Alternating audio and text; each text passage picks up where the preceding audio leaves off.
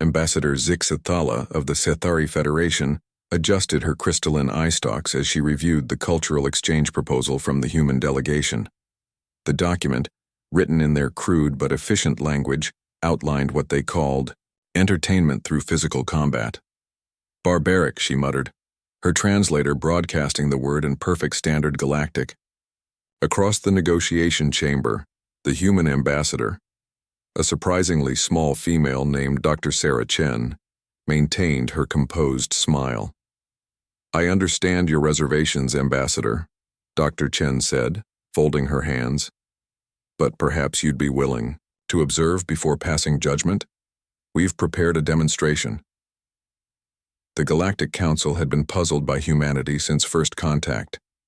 These bipedal mammals had somehow achieved faster-than-light travel despite their violent history, chaotic governments, and seemingly primitive social structures. Most species achieved spaceflight only after millennia of peace and unity. Humans had done it while still waging wars on their homeworld. Zixathala's mandibles clicked dismissively. "The Sethari have evolved beyond such displays. Our conflicts are resolved through intellectual discourse and mathematical proofs." "As do most of our disputes," Dr. Chen replied. "But physical competition serves a different purpose in human culture." The demonstration arena had been hastily constructed aboard the neutral station orbiting Kepler 442b. Representatives from 12 species had gathered, their curiosity overcoming their distaste. The Vorthak delegation floated in their environmental suits, while the insectoid Klixari chittered among themselves. Even the normally stoic Titanus had sent observers. "Ladies, gentlemen, and distinguished entities," announced the human commentator, his voice echoing through universal translators. "Welcome to the first intergalactic mixed martial arts exhibition." The aliens watched with detached academic interest as two humans entered an octagonal cage. One was massive by human standards, a dark-skinned male with muscles that rippled beneath his skin. His opponent appeared smaller, leaner, with intricate markings covering his pale flesh.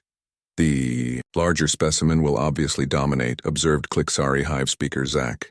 "Size advantage is universal." What followed shattered every assumption the galactic observers held about physical combat. The smaller human, Marcus, the ghost, Thompson, moved with fluid precision that seemed to defy physics.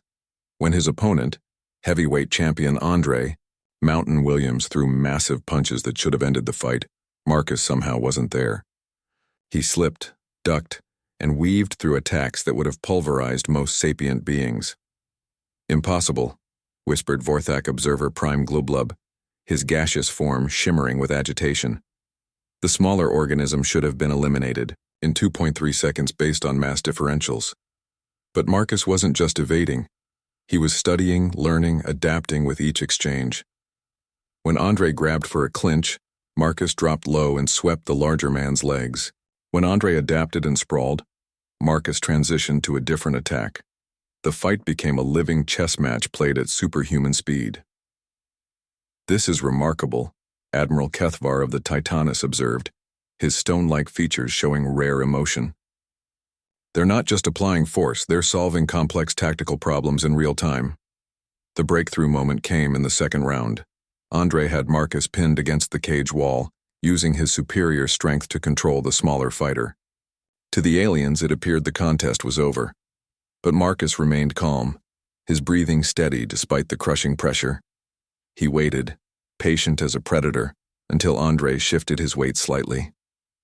In that microsecond opening, Marcus exploded into motion, an intricate sequence of movements that reversed their positions entirely. "Did you see that transition?" Dr. Chen asked quietly. Marcus recognized a weakness in Andre's positioning and executed a counter that required spatial awareness, timing, leverage calculation, and perfect muscle memory, all while under extreme physical and psychological pressure. The aliens fell silent, their attention now completely focused on the octagon. As the fight progressed, they witnessed something unprecedented, two beings pushing each other to transcend their individual limitations. When Marcus landed a perfect combination that should have ended the fight, Andre absorbed the damage and kept fighting.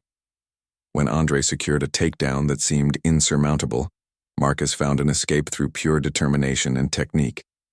By the 7 suns, breathed Zixthala, her earlier disdain evaporating. They're not trying to destroy each other. They're trying to perfect each other. The fight ended with Andre securing a submission in the 3rd round. But instead of the violence the aliens expected, both humans embraced, showing mutual respect and admiration. The crowd of humans erupted in appreciation, not for bloodshed, but for the display of skill, courage, and sportsmanship they had witnessed. In the following hours, the alien delegations requested detailed analyses of human combat sports.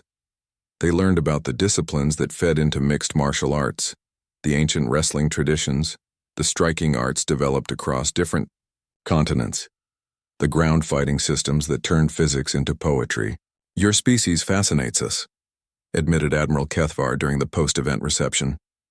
"You've weaponized competition itself as a tool for improvement." Dr. Chen nodded. "We believe that iron sharpens iron. By testing ourselves against worthy opponents in controlled conditions, we discover capabilities we never knew we possessed." "And the mental component," added Zach, his compound eyes reflecting new understanding. "The tactical processing under stress. It's like watching biological computers adapt in real time." Zixthala approached Dr. Chen as the evening concluded. "We may have underestimated your species, Ambassador. This barbaric practice demonstrates cognitive abilities we hadn't recognized." "Every culture has its own path to excellence," Dr. Chen replied diplomatically. "We'd be honored to share ours with the galaxy." As the alien delegations departed, many carried requests for human combat sport instructors and equipment. Within a year, modified versions of MMA had spread across dozens of worlds, adapted for various physiologies but maintaining the core human innovation, the transformation of conflict into art, competition into growth, and individual limitations into collective transcendence. The galaxy had learned something profound about humanity that day. They didn't just survive through violence. They had evolved beyond it, turning their warrior instincts into tools for mutual elevation and the endless pursuit of human potential.